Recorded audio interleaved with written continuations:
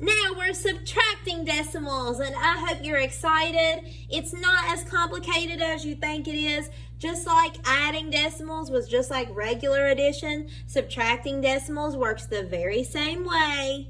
So I've written my numbers nice and neat. My decimal points are lined up because remember, that is the key. You always, always, always line up your decimal points. Bring that down. That's the first thing you do so that you don't forget, because as you know, Miss Coon is forgetful, and if I don't put it down there, I'll forget it. So now we just subtract like we normally would. I can't take 8 from 3, can I? It's bigger. Don't put 5 down here. You have to go next door and you have to borrow. So my 8 becomes a 7. I add 10 over here, so this becomes a 13. 13 minus 8 is 5. 7 minus 1 is 6. 5 minus 2 is 3. The answer to this problem is 3 65/100. Our next problem is 4 45/100 minus 1 86/100. First thing you do, bring that decimal point down, drop it down there. Now I just come over here and I subtract. I can't take 6 from 5 because 6 is bigger than 5. So I have to come over here and borrow. My 4 becomes a 3. Add 10 over here to make this 15. 15 minus 6 is going to give me 9. 3 minus 8, can't do it. I have to go over here and borrow. The 8's bigger than the 3. Remember, guys, if your littler number's on the top, you've got to go over and borrow. 4 becomes a 3. 3 becomes a 13. 13 minus 8 is 5. 3 minus 1 is 2. My answer to this problem is 2 59/100. If you ever come to a subtraction problem and it's written like this, remember, just like addition, the trick is to keep your decimal points lined up at all times. Keep your ones place with your ones place, your decimal point with your decimal point, your tenths place with your tenths place, and so on.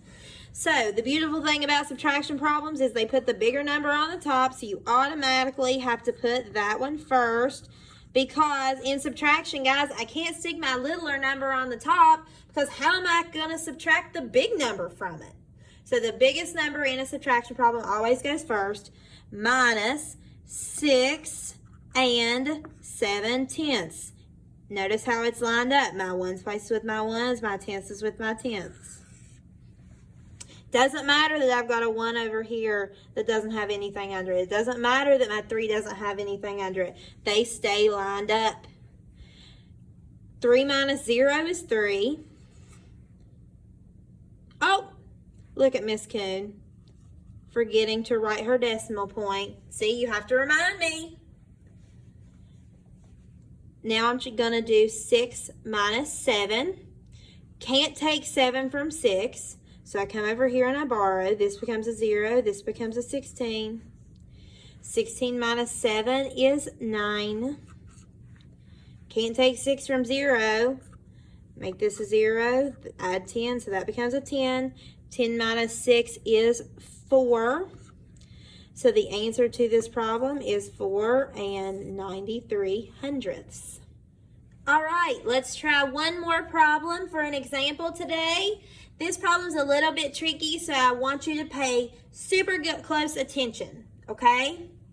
Now, like I explained in the last problem, in a subtraction problem when it's written like this, the bigger number's always first, because 13 2/10 is bigger than 8 4/100. I'm going to subtract them, so I need to bring down my 13 2/10. I know that that number is going to be on the top. Now, I have to bring down my 8 4/100. Just like every other problem before, the number one rule of subtracting or adding decimals is to keep those decimal points lined up. So I've got my 8, my decimal point, my 0, and my 4. okay? It's subtraction. Notice how I don't have anything under the 1, I don't have anything above the 4. Now, one thing that I would do in a problem like this, because I'm dealing with a blank space in the top, it's important for you to remember, guys, you can't just bring this 4 down, because you have to put a 0 up here. Because remember when we were talking about our decimals last week, we were talking about how you can add as many zeros as you want.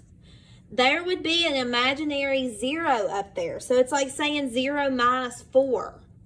And we can't do that. So let's do our decimal point first. Bring it down. 0 minus 4, I can't do that. So I have to come borrow. 2 becomes a 1. This becomes a 10. Okay, so remember, when there is a blank over top, and when there's a blank in the top, you need to stick a 0 there so that you will remember, because I've had a lot of students in the past that would have just written a 4 right there. Okay, let's keep moving. 10 minus 4 is 6. 1 minus 0 is 1. I cannot take 8 from 3 because 8 is bigger than 3. Make this a 0. Make this a 13. 13 minus 8 is 5. Got a 0 left over, so my answer is 5 and 16 hundredths.